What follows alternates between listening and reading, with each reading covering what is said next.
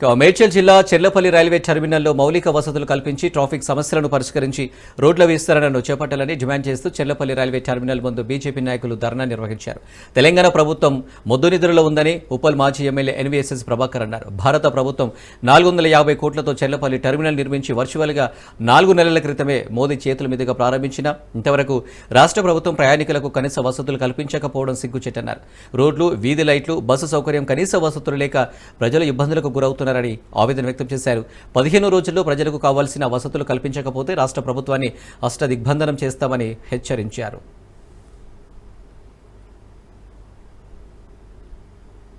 Railway ప్రయాణికులు పడుతున్నటువంటి ఇక్కట్లపైన ఈ రాష్ట్ర ప్రభుత్వం యొక్క మొద్దు నిద్ర పైన అనుసరిస్తున్నటువంటి సహాయ నిరాకరణ పైన జిహెచ్ఎంసీ యొక్క నిర్లక్ష్య వైఖరికి ప్రజల కోసం, ప్రగతి కోసం ధర్నా అని ఈరోజు నిర్వహిస్తా ఉన్నారు. రైల్వే టెర్మినల్ ని నిర్మాణం చేయాలనేటువంటి ఆలోచనతో మంత్రిత్వ శాఖలో ఈ చెర్లపల్లి రైల్వే టెర్మినల్ కి అనుమతి తీసుకొచ్చి శంకుస్థాపన కూడా చేయడం జరిగింది. ఆ తర్వాత శంకుస్థాపన ద్వారా నిర్మాణం చేపట్టి నిర్మాణం పూర్తి చేసి దేశంలోనే అతిపెద్ద అత్యధికమైనటువంటి సాంకేతిక పరిజ్ఞానం కలిగినటువంటి టెర్మినల్ గా దీన్ని విస్తరింపజేసి స్వయంగా ప్రధానమంత్రి చేతుల మీదుగానే వర్చువల్ గా దీన్ని వారు జాతికి అంకితం చేశారు.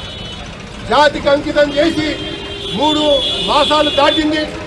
మరి ఆ రోజు ప్రభుత్వం పాల్గొన్నటువంటి జిహెచ్ఎంసీకి సంబంధించినటువంటి అధికారులు యుద్ధ ప్రాతిపదిక మీద చర్యలు చేపడతామని చెప్పని మరి ఈ రోజు వరకు కూడా బస్సుల సంఖ్యని చెర్లపల్లి టెర్మినల్ కి తీసుకురాలేదు, వేయలేదు.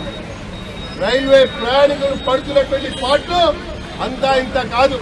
ఇక్కడ నుంచి చెర్లపల్లి టెర్మినల్ నుంచి మరి మోడీ గారు చెప్పినట్టుగా, రైల్వే శాఖ అశ్విని వైష్ణవ్ గారు చెప్పినట్టుగా 25 ట్రైన్స్ ప్రతిరోజు ఇక్కడే ఆగుతా ఉన్నాయి.